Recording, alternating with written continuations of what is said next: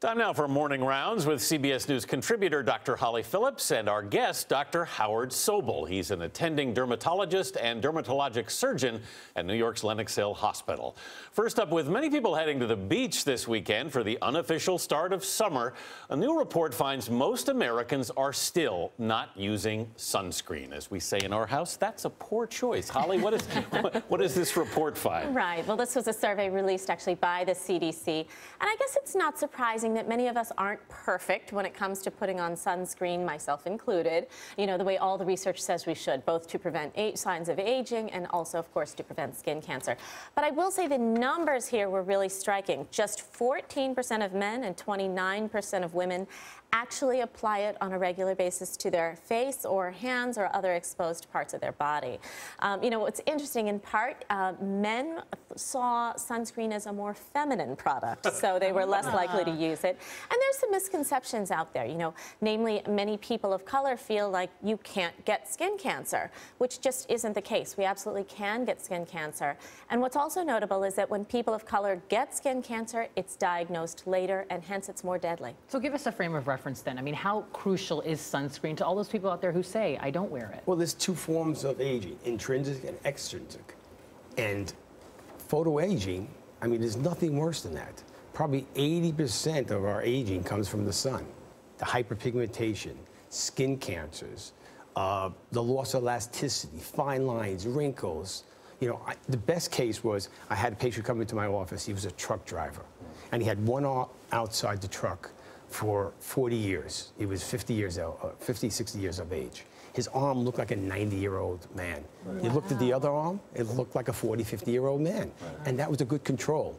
What was different? One arm was in the sun, the other was not. So what do you look for in buying a sunscreen, Howard? And what rules are there for applying it? I mean, put it everywhere, basically. Yeah, put it everywhere. But the key is broad spectrum. Broad spectrum means it blocks UVA and UVB, both. You want an SPF of 30, but you want to put a lot on. What does a lot mean? You want to put at least a teaspoon on your face. And on your body, you want to put about a shot glass. What about eyes, though? Because I had a friend who recently told me she thinks she actually burnt her eyes from staying out. That's absolutely possible. You know, a new report from the Vision Council actually found that most people have heard of cataracts and macular degeneration and know those are really important causes of vision loss.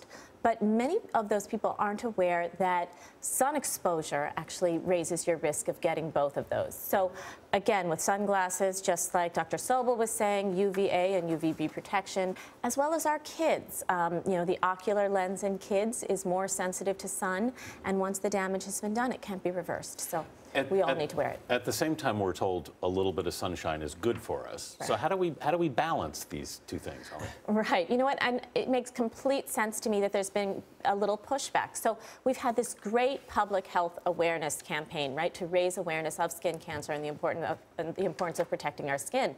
But at the same time, now critics are saying we're seeing levels of vitamin D deficiency rising, and that's in part because the sun is an important tool our bodies use, you know, to make vitamin D. So I guess the question comes down to where is the balance, right? We need vitamin D both to protect our bones. It's now linked with a decreased risk of heart disease, certain cancers, Alzheimer's disease. But one of the most important things to remember is we can get vitamin D from foods, many foods, eggs, milk, fish, flaxseed oil, cod liver oil, you know, there are many, many different sources. And also minimal sun exposure, even if it's just 10 minutes a day in the summer months, is enough to help to sort of kickstart that process with creating vitamin D from the sun. You do not need to throw on dark tanning oil and lay out there for an hour just to get your vitamin D. A report this week in the Journal of the American Academy of Dermatology examines the cost of psoriasis in the United States. Researchers estimate the economic burden of the skin disease was just over $35 billion in 2013. Most of that cost is in the form of lost productivity and reduced quality of life. That's a lot of money. It's a lot of money. 7.5 million people have psoriasis. And psoriasis comes in all different forms. Plaque psoriasis, you get a little psoriasis on your elbow, not such a big deal. You get a little on your knees, but there are people who have psoriasis all over their body. Scalp, chest, back. And we only actually had topical medications. Now we actually have systemic medications that really work. But when you take a systemic medication, you have to be followed by a doctor that really knows what he's doing, because you have to get blood tests. Well, a new robotic arm could usher in the next generation of mind-controlled prosthetics. It uses a device implanted into a different part of the brain than other prosthetics of its kind.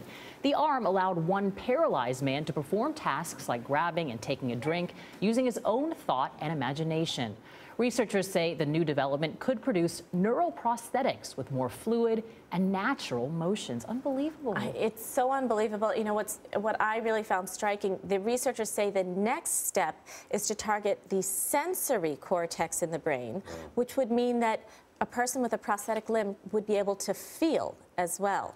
Right? You could send impulses from that limb to the brain and vice versa. So as you move, you could feel what you're touching. It's unbelievable.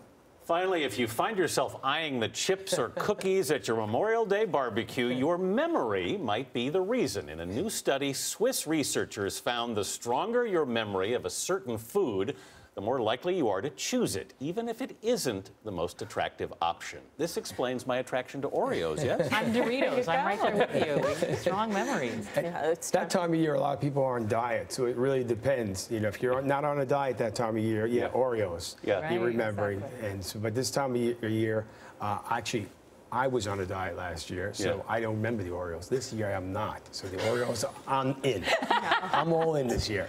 You got to have a conversation with your memory then. That's all right. Dr. Holly Phillips and Dr. Howard Sobel, stay out of the sun. Thanks for being with us. Thanks.